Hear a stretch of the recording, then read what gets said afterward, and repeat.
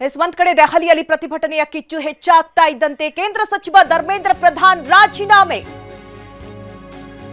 ಅಂತೂ ಇಂತೂ ಪ್ರತಿಭಟನೆಗೆ ಸರ್ಕಾರ ಮಣಿದಿದೆ. ಧರ್ಮೇಂದ್ರ ಪ್ರಧಾನ್ ರಾಜೀನಾಮೆಯನ್ನ ನೀಡಿದ್ದಾರೆ ಎನ್ನುವಂತ ವಿಚಾರ ಗೊತ್ತಾಗ್ತಾ ಇದೆ. ನೋಡಿ, ಹಲವು ಸುತ್ತಿನ ಸಭೆ, ಪ್ರತಿಭಟನೆಯ ಕಿಚ್ಚು, ಆಕ್ರೋಶ, ಅವರೆಲ್ಲರದ್ದು ಕೂಡ ಒಂದೇ ಕೂಗು. ಧರ್ಮೇಂದ್ರ ಪ್ರಧಾನ್ ಅವರು ರಾಜೀನಾಮೆಯನ್ನ ನೀಡಬೇಕು.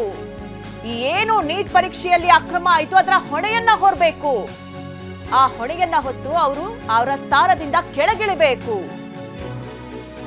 ಪ್ರತಿಭಟನಾ ನಿರತರು ಕೂಡ ಅದೇ ಒತ್ತಾಯವನ್ನ ಮಾಡ್ತಾ ಇದ್ರು. ಜೊತೆಗೆ ವಿಪಕ್ಷಗಳು ಕೂಡ ಸದನದಲ್ಲಿ ಅದೇ ಒತ್ತಾಯವನ್ನ ಮಾಡ್ತಾ ಇದ್ರು. ಚರ್ಚೆ ಆಗ್ಬೇಕು ಅಂತ ಅಂದ್ರೆ ಧರ್ಮೇಂದ್ರ ಪ್ರಧಾನ್ ಅವರು ರಾಜೀನಾಮೆಯನ್ನ ನೀಡಬೇಕು. ಪ್ರತಿಭಟನೆ ನಿಲ್ಲಬೇಕು ಅಂದ್ರೆ ಧರ್ಮೇಂದ್ರ ಪ್ರಧಾನ್ ಅವರು ರಾಜೀನಾಮೆಯನ್ನ ನೀಡಬೇಕು. ಸಚಿವ ಧರ್ಮೇಂದ್ರ ಪ್ರಧಾನ್ ಅಂತೂ ಇಂತೂ ರಾಜೀನಾಮೆಯನ್ನ ಕೊಟ್ಟಿದ್ದಾರೆ. ಇದಕ್ಕೆ ತೆರೆ ಎಳೆಯುವಂತಹ ಕೆಲಸವನ್ನ ಕೇಂದ್ರ ಸರ್ಕಾರ ಮಾಡಿದೆ. ಈಗಾಗಲೇ 28ನೇ ದಿನಕ್ಕೆ ಕಾಲಿಟ್ಟಿದೆ ಪ್ರತಿಭಟನೆ.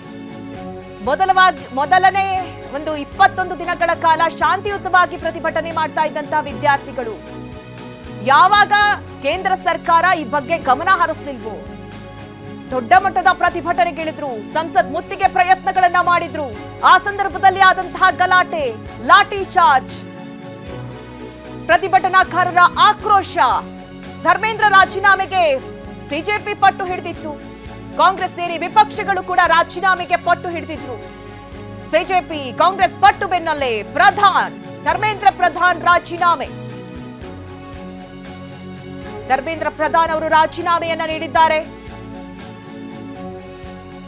ನೋಡಿ, ಕೇಂದ್ರ ಸರ್ಕಾರ ಪ್ರತಿಭಟನೆಗೆ ಮಣಿದಿದೆ. ಸಾಧಾರಣ ಪ್ರತಿಭಟನೆ ಮಾಡಲಿಲ್ಲ ವಿದ್ಯಾರ್ಥಿಗಳು. ಏನಾದ್ರೂ ಆಗ್ಲಿ ನಾವು ಪ್ರತಿಭಟನೆಯನ್ನ ಕೈ ಬಿಡೋದಿಲ್ಲ ಅಂತ ಹೇಳಿ ಕೂತಿದ್ರು.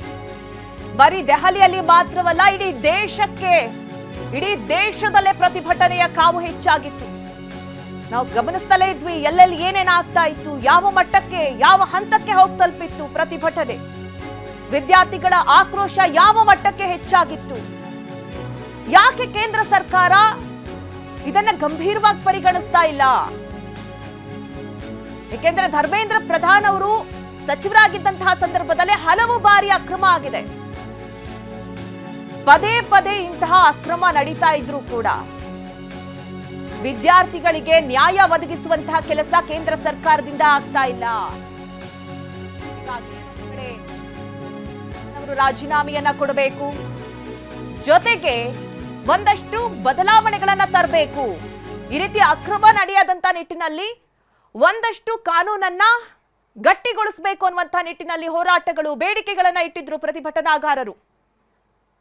ಈಗ ಸರ್ಕಾರ ಅದಕ್ಕೆ ಬೇಕಾದಂತಹ ಹೊಸ ಕಾನೂನನ್ನ ಕೂಡ ತರ್ತಾ ಇದೆ. ಅದಕ್ಕೆ ಬೇಕಾದಂತಹ ಕರಡು ಮಸೂದೆಗೆ ಸಂಪುಟ ಕೂಡ ಈಗಾಗಲೇ ಒಪ್ಪಿಗೆ ಕೊಟ್ಟಿದೆ. ಅದನ್ನ ರಾಜ್ಯಸಭೆಯಲ್ಲಿ, ವಿಧಾನಸಭೆಯಲ್ಲಿ ಮಂಡಿಸಿ ಚರ್ಚೆಯನ್ನ ನಡೆಸಿ ಕೊನೆಯದಾಗಿ ಅದಕ್ಕೆ ಒಂದು ಹೊಸ ರೂಪುರೇಷೆ ಸಿಗತ್ತೆ. ಈಗಾಗಲೇ ತ್ವರಿತ ನ್ಯಾಯಾಲಯಗಳ ಸ್ಥಾಪನೆಗೂ ಕೂಡ ಈಗಾಗಲೇ ಒಪ್ಪಿಗೆಯನ್ನ ನೀಡಲಾಗಿರುವಂಥದ್ದು. ಅದರ ಜೊತೆಯಲ್ಲಿ ಈಗ ಪ್ರಮುಖ ಪಟ್ಟು ಧರ್ಮೇಂದ್ರ ಪ್ರಧಾನ್ ಅವರ ರಾಜೀನಾಮೆ. ಈಗ ಧರ್ಮೇಂದ್ರ ಪ್ರಧಾನ್ ಅವರು ತಮ್ಮ ಸಚಿವ ಸ್ಥಾನಕ್ಕೆ ರಾಜೀನಾಮೆಯನ್ನ ಕೊಟ್ಟಿದ್ದಾರೆ.